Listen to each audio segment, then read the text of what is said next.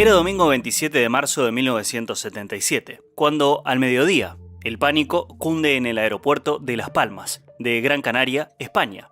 Minutos después de recibirse una llamada amenazando con la detonación de 2 bombas, la primera de ellas estalla. Había sido colocada en un maletín abandonado en la zona de la salida de los vuelos nacionales. Solo hay una persona herida, pero los daños a las instalaciones y la amenaza de una segunda bomba obligan a cerrar las operaciones en la terminal aérea. El atentado fue reivindicado por el grupo separatista Movimiento por la Autodeterminación e Independencia del Archipiélago Canario. Varios vuelos destinados a aterrizar en los próximos minutos son desviados al aeropuerto de Los Rodeos en la isla de Tenerife. Los Rodeos era un aeródromo bastante viejo, inaugurado en 1941. Además, era pequeño, solo tenía una pista principal de despegue y una auxiliar de rodaje, que en líneas generales funcionaba con poca afluencia y para aviones pequeños. Los 2 controladores aéreos que estaban de guardia ese domingo se vieron sorprendidos por un volumen de vuelos fuera de lo normal. Además, las condiciones geográficas de los rodeos lo hacían propenso a padecer de densas nieblas ocasionales.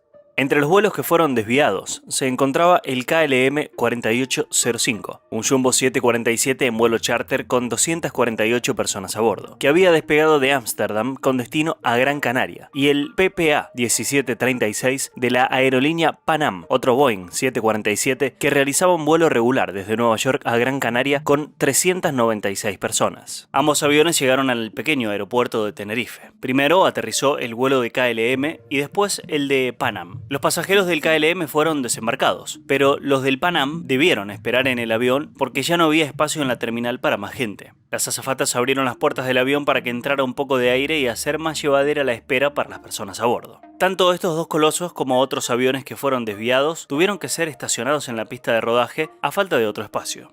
Mientras esperaban a que el aeródromo de Gran Canaria reabriera, el capitán del KLM decide reabastecer combustible. Mientras estaba en ese proceso, avisaron que el aeropuerto de Gran Canaria estaba abierto, pero ninguno de los 2 747 pudo despegar. El de KLM estaba cargando combustible y le trancaba el paso al de Pan Am. Momentos después notificaron que el terminal de Gran Canaria había vuelto a cerrar. El capitán del KLM cargó 55.000 litros de combustible para no tener que reabastecer en Gran Canaria y poder regresar a Ámsterdam sin retrasos. Al mando del Jumbo del KLM estaba el capitán neerlandés Jacob van Senten, de 50 años. Era la estrella de KLM con 27 años en la empresa, más de 11.000 horas de vuelo e instructor de los nuevos pilotos.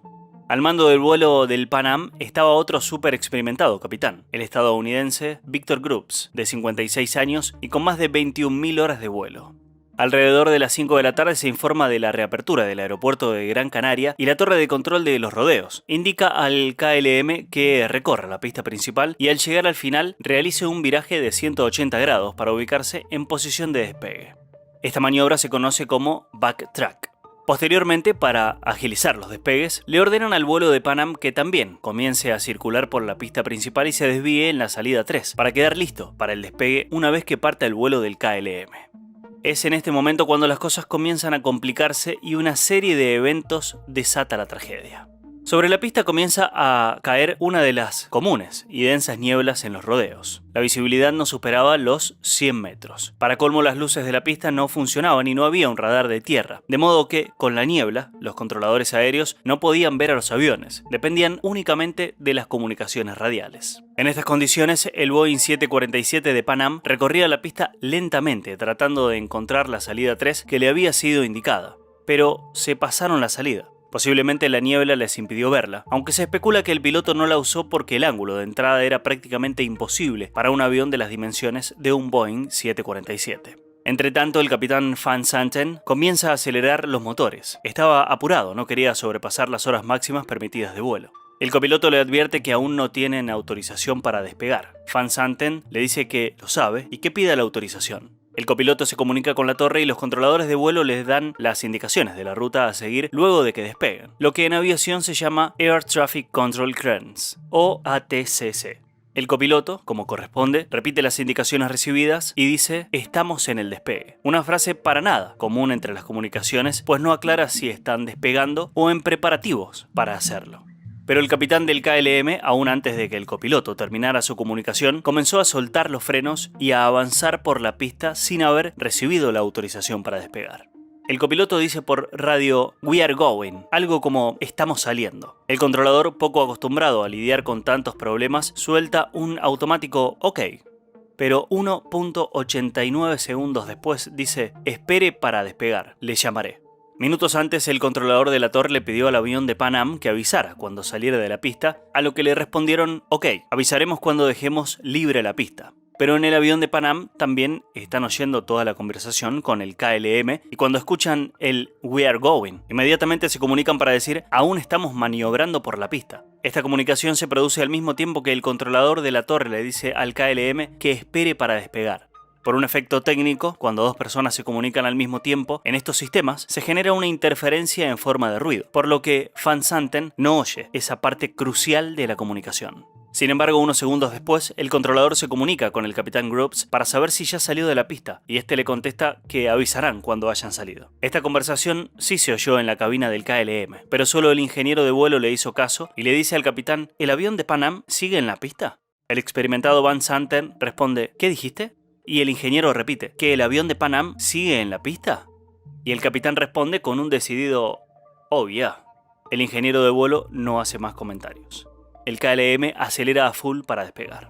Poco después, el copiloto del vuelo de Pan Am ve cómo se le viene encima el Boeing de KLM. El capitán Grubbs hizo lo posible para virar en los 8 segundos que precedieron al choque, para salir del rumbo del KLM, pero no podía hacer nada. Al tiempo, Van Santen ve al 747 en su camino y hace un intento de levantar el avión tan rápido que la cola choca con el piso. El frente del KLM logra elevarse sobre el avión, pero aún así, uno de sus motores choca contra la parte superior del Pan Am, destrozándola. Se calculó después que el KLM posiblemente hubiese podido elevarse a tiempo si no hubiese cargado los más de 50.000 litros de combustible que crearon un peso extra. El Boeing 747 de KLM cae a tierra y se prende en llamas alimentadas por el combustible recién abastecido. Desde la torre de control no logran ver nada y son los pilotos de las otras aeronaves estacionadas esperando para despegar los que alertan de la tragedia. En minutos, los bomberos y personal de emergencias, en medio de la niebla, atienden el inmenso incendio del KLM en el que morirían los 248 ocupantes de la nave. Al irse disipando un poco el ambiente, ven otro foco de fuego que pensaron era parte del avión de KLM que se había desprendido, pero al acercarse se dan cuenta de que se trata del 747 de Pan Am, que había sufrido varias explosiones y uno de sus motores seguía funcionando golpeando contra el suelo y lanzando pedazos de metal en todas direcciones. Uno de ellos decapitaría a una azafata que sobrevivió al choque. Algunos sobrevivientes comenzaron a saltar desde el avión, entre ellos el capitán y su copiloto, y los bomberos se concentraron en controlar esta situación, ya que con el KLM no había nada que hacer. Aún así, de las 396 personas a bordo del vuelo PPA 1736 de la aerolínea Pan Am, solo 61 sobrevivirían, 54 pasajeros y 7 tripulantes. La investigación de este caso fue exhaustiva, y aunque las cajas negras fueron recuperadas inmediatamente, pasaron casi 2 semanas para que pudieran escucharse las grabaciones por lo dañadas que estaban. Los análisis fueron realizados en los laboratorios del Consejo Nacional de Seguridad en el Transporte en Washington, y participaron expertos de los países implicados, Estados Unidos, España y Países Bajos, llegando a las siguientes conclusiones. El capitán de KLM despegó sin tener autorización de la torre de control. El capitán de KLM no interrumpió el despegue, aunque el de Pan Am informó que seguía en la pista. El capitán de KLM contestó con un rotundo "oh, sí" a su ingeniero cuando este le preguntaba, casi afirmando, si el avión de Pan Am había dejado ya la pista. El capitán de KLM inició su maniobra de arranque apenas terminado el giro de 180 grados y así lo advirtió el copiloto.